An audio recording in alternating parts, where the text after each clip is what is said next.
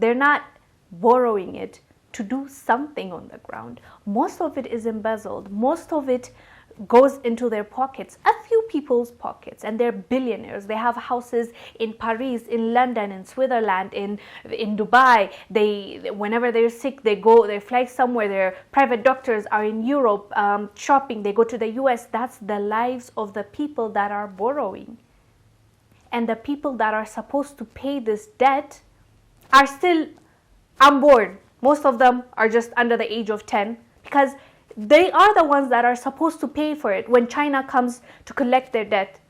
Most of these politicians will die. Hello fam, welcome to the African Diaspora News Channel. I am Wongel Zelalem bringing you this report. Today's report comes from Nigeria. Nigeria officially broke the record for borrowing $86 billion. So that's the highest debt ever. Let me read for you the article and we'll be back to talk about it more. The East African reports Nigeria's debt of $85.9 billion is the highest in history. The pressure on the economy has caused an 8.31% increase in debt, owed from the total of $79.3 billion recorded in March. By December 2005, Nigeria was rated as one of the most heavily indebted countries, owing $33.9 billion. Now the talk is on whether the money borrowed had helped or burdened the country. Abuja's debt obligations had gone down in 2006 after the country got debt relief. The Paris Club of Creditors wrote off $18 billion of debt, while the country paid off the balance and became largely debt-free. However, in the years that followed, the public debt spiraled as officials argued for funding budget deficits and critical infrastructure. According to the National Bureau of Statistics, 34.89% of the total federal and state public debt is external, while domestic accounts for 65%. The Debt Management Office reported that the increase by $6.5 billion was accounted for the $3.3 billion budget support loan from the International Monetary Fund. This is crazy. I mean, Nigeria is not the only one borrowing left and right. Most countries are in debt right now, and I don't even know how, especially Africa, I don't even know how we're going to get out of this. God willing, we do, because it's going to mess up for the next generation and the next I can't even envision what the generation after the next generation, what kind of debt they're going to have, because these debts are going to have interest and they're going to go up in number, and they have to pay for it. You know, this is not a gift. This is a loan. We are taking in money which we need to return, and those contracts, most of them have some kind of clause that tells the government that is borrowing that if they don't pay back, this port is going to be ours, or we're going to use your soil for this and this. We're going to have this kind of share in your natural resources. There's lots of things attached to this borrowing money. It's no joke. These people are lending us money thinking about 3-4 steps ahead. They're not just giving you because they're kind. It's not how it works. So even though most countries in Africa has a lot of debt, now Nigeria broke the record, and it's not a good thing when we say broke a record.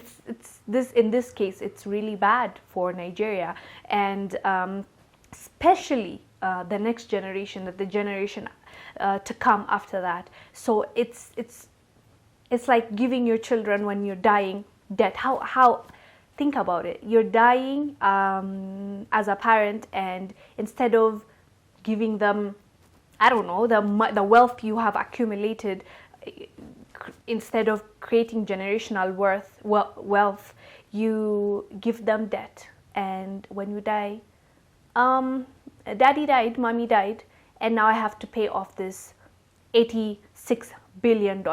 Think about it like that. That's the legacy that we are leaving for the next generation, and this is really unfortunate. So Nigeria is in debt, the biggest from this report. And unfortunately, I would say, okay, if you're borrowing to change the country, if you're borrowing to change the education system, the public health system, the things, the roads, the infrastructure, the things that the people need on the ground, so be it. The people that you thought the people that went to the school, the children that went to those schools, the children that were treated in those hospitals tomorrow can become someone and change the life of others and the country's faith. But that's not what's happening.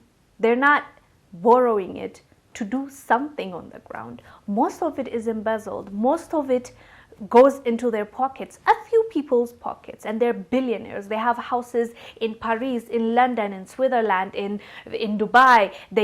Whenever they're sick, they fly somewhere. Their private doctors are in Europe shopping. They go to the US. That's the lives of the people that are borrowing. And the people that are supposed to pay this debt are still unborn. Most of them are just under the age of 10 because they are the ones that are supposed to pay for it when China comes to collect their debt. Most of these politicians will die. Most of the people that ate the money alone, which most of it will be seized overseas. That's what we're seeing, we're looking at. I've been reporting all about the officials, for example, in Angola, it's seized. Equatorial Guinea, it's seized. No word if they're going to return it back. We don't know. Probably they will, but if they do, where is it going back to?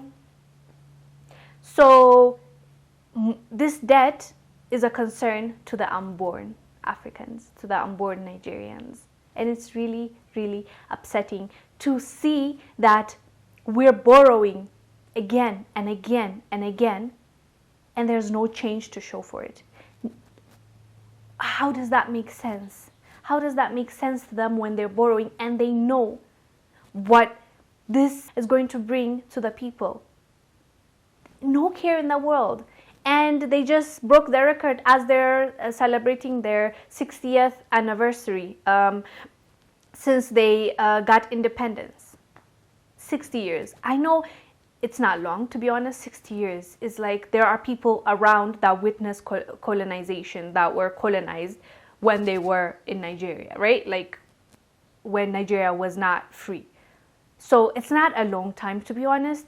But in 60 years, to borrow all this money and to not have anything to show for it, except for the wealth of the few, the politicians, the leaders that have connections, and the poor gets poorer and the rich gets richer.